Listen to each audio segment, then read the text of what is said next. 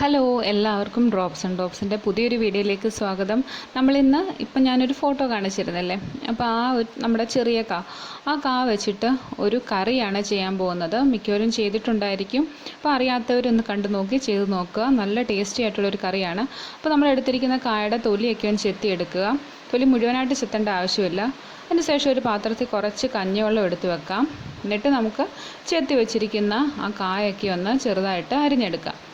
അരിഞ്ഞ് നമ്മൾ ആ കഞ്ഞിവെള്ളത്തിലോട്ടാണ് ഇട്ട് കൊടുക്കുന്നത്.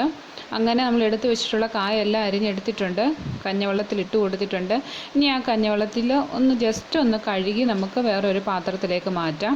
അപ്പോൾ ആ കായൽക്ക് നമുക്കറിയാം, കായ അരിയുമ്പം ചെറിയൊരു വഴുവഴുപ്പൊക്കെ ഉണ്ടല്ലേ. അപ്പോൾ അതൊക്കെ ആ കഞ്ഞിവെള്ളത്തിൽ ഒന്നും ഒത്തിരി ഒലച്ച് കഴുകണ്ട, ജസ്റ്റ് ഒന്ന് കഴുകിയെടുത്താൽ മതി. എന്നിട്ട് നമുക്ക് കുറച്ച് നല്ല വെള്ളം ഒഴിച്ചൊന്ന് വാരിയെടുക്കാം. ഇനി അത് നമുക്ക് ഒരു കുക്കറിലേക്കൊന്ന് ഇട്ട് കൊടുക്കാം. നമ്മളത് വേവിച്ചെടുക്കാനായിട്ട് പോവുകയാണ്. അപ്പോൾ അരിഞ്ഞു വെച്ചിട്ടുള്ള ആ കായെല്ലാം കുക്കറിലേക്ക് ഇട്ട് കൊടുത്തിട്ടുണ്ട്. ഇനി അത് വേകാൻ ആവശ്യമായിട്ടുള്ള കുറച്ച് വെള്ളം മാത്രം ഒഴിച്ച് അത് അടച്ച് വെച്ചൊന്ന് വേവിച്ചെടുക്കാം. കുക്കർ ഒരു 2 വിസിൽ വന്നപ്പോൾ ഓഫാക്കി വെച്ചിട്ടുണ്ട്. ഈ സമയത്ത് തന്നെ അതിലേക്ക് ആവശ്യമായിട്ടുള്ള അരപ്പ് തയ്യാറാക്കി എടുത്തിട്ടുണ്ടായിരുന്നു. അതിനായിട്ട് നമ്മൾ കുറച്ച് തേങ്ങ എടുത്തു. നിങ്ങളുടെ ആവശ്യത്തിനുള്ള തേങ്ങ എടുക്കാം. കൂടുതൽ തേങ്ങ എടുത്താൽ അത്രയും ടേസ്റ്റാണ്. ഇവിടെ കുറച്ച് തേങ്ങ എടുത്തിട്ടുള്ളൂ നമ്മൾ.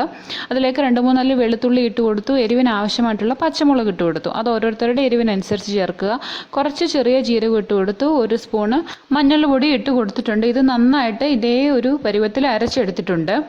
ഇനി നമുക്ക് ആ വെന്ത് വെച്ചിട്ടുള്ള ആ കായൊന്ന് നന്നായിട്ടൊന്ന് ഉടച്ചു കൊടുക്കാം. നന്നായിട്ട് വെന്തെടുത്താൽ പെട്ടെന്ന് ഉടച്ചെടുക്കാനായിട്ട് പറ്റും. ഇനി ഈ ഉടച്ച ആ ഒരു കായ നമ്മളൊരു മൺചട്ടിയിലേക്ക് മാറ്റുന്നുണ്ട്. മൺകലത്തിലേക്ക് ഇതേപോലെ മൺചട്ടിയിലേക്കോ ഒക്കെ മാറ്റി നമുക്ക് ആ കറി ഒന്ന് റെഡിയാക്കി എടുത്താൽ നല്ലൊരു ടേസ്റ്റ് ആയിരിക്കും. ഇനി അതിലേക്ക് കുറച്ച് ഉപ്പ് ഇട്ട് കൊടുത്തിട്ടുണ്ട്. നമ്മൾ നേരത്തെ ഉപ്പ് ഇട്ടിട്ടില്ലായിരുന്നു. ആ ഉപ്പും ആ കായും എല്ലാം കൂടി നന്നായിട്ടൊന്ന് മിക്സ് ചെയ്തെടുക്കാം. ഇങ്ങനെ മൺചട്ടിയിലോ മൺകലത്തിലോ ഒക്കെ തയ്യാറാക്കുമ്പോൾ നല്ലൊരു ഭംഗിയുമാണ്, നല്ല ടേസ്റ്റുമാണ്. ഇനി അതിലേക്ക് നമ്മൾ അരച്ച് വെച്ചിട്ടുള്ള ആ അരപ്പ് ഇട്ട് കൊടുത്തിട്ടുണ്ട്. നമുക്ക് ആവശ്യത്തിനുള്ള വെള്ളം കൂടി ഒഴിച്ച് കൊടുക്കാം. നിങ്ങൾക്ക് എത്രത്തോളം ഗ്രേവി ആവശ്യമുണ്ടോ അത്രയും വെള്ളം ഒഴിച്ച് കൊടുത്ത് നന്നായിട്ടൊന്ന് ചൂടാക്കി എടുക്കാം. അധികം തിളച്ച് പോകേണ്ട കാര്യമില്ല, നന്നായിട്ടൊന്ന് ചൂടാക്കി എടുക്കാം. ഈ സമയം തന്നെ നമുക്ക് സ്റ്റവിലൊരു പാൻ വെക്കാം. അതൊന്ന് ചൂടാവുമ്പോൾ കുറച്ച് കടുക് ഇട്ട് കൊടുക്കാം. നമ്മൾ കറിയിലേക്ക് താളിച്ചൊഴിക്കാനായി പോവാണ്. ആ കടുകെല്ലാം ഒന്ന് പൊട്ടിക്കഴിയുമ്പോൾ അതിലേക്ക് കുറച്ച് വറ്റൽമുളക് ഇട്ട് കൊടുക്കാം. ആ വറ്റൽമുളക് ഒന്ന് ചെറുതായിട്ടൊന്ന് മൂത്ത് വരുന്ന സമയത്ത് അതിലേക്ക് കുറച്ച് ചെറിയ ഉള്ളി അരിഞ്ഞതിട്ട് കൊടുക്കാം. ഒരു 2-3 അല്ലി ചെറിയുള്ളി മതി. ചെറിയുള്ളിക്ക് പകരം സവാളയും ഇട്ട് കൊടുക്കാം.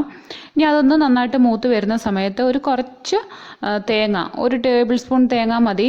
കുറച്ച് തേങ്ങ തിരുമിയതും കൂടി അതിലേക്ക് ഇട്ട് കൊടുത്ത് നന്നായിട്ടൊന്ന് ഇളക്കിയെടുക്കാം.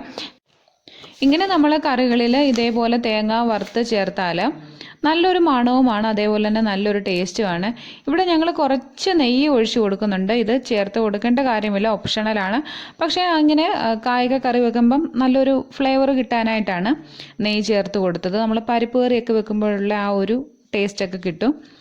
അതേപോലെ തന്നെ അതിലേക്ക് കുറച്ച് മുളക് പൊടിയും ചേർത്ത് കൊടുക്കുന്നുണ്ട്. ഈ ഒരു സ്റ്റെപ്പും വേണമെങ്കിൽ ഒഴിവാക്കുക. ഇങ്ങനെ മുളക് പൊടി ചേർത്ത് ഒന്ന് മൂപ്പിച്ച് കൊടുക്കുന്ന സമയത്ത് ആ കറി കാണാനായിട്ട് നല്ലൊരു ഭംഗിയാണ്. ആ മഞ്ഞയും അതേപോലെ തന്നെ ഈ മുളക് പൊടി മൂക്കുമ്പോഴുള്ള ആ ഒരു ചുവന്ന കളറും എല്ലാം കൂടെ ചേർന്ന് നല്ലൊരു ഭംഗിയാണ് ആ കറി കാണാൻ. അതേപോലെ തന്നെ ആ മുളക് പൊടി മൂപ്പിച്ച് ചേർക്കുമ്പോഴുള്ള ഫ്ലേവറും ടേസ്റ്റും അടിപൊളിയാണ്. അപ്പോൾ ഇതാണ് ഫൈനലായിട്ടുള്ള നമ്മുടെ കറി. ഇതേപോലെ നമ്മുടെ പറമ്പിൽ കൊലയൊക്കെ ഉണ്ടാകുന്ന സമയത്ത് പച്ചക്കായ എടുത്ത് കറിയൊക്കെ വെക്കാവുന്നതാണ്. അപ്പോൾ എല്ലാവർക്കും ഇന്നത്തെ വീഡിയോ ഇഷ്ടമായെന്ന് കരുതുന്നു. എല്ലാവരും സപ്പോർട്ട് ചെയ്യുക. താങ്ക്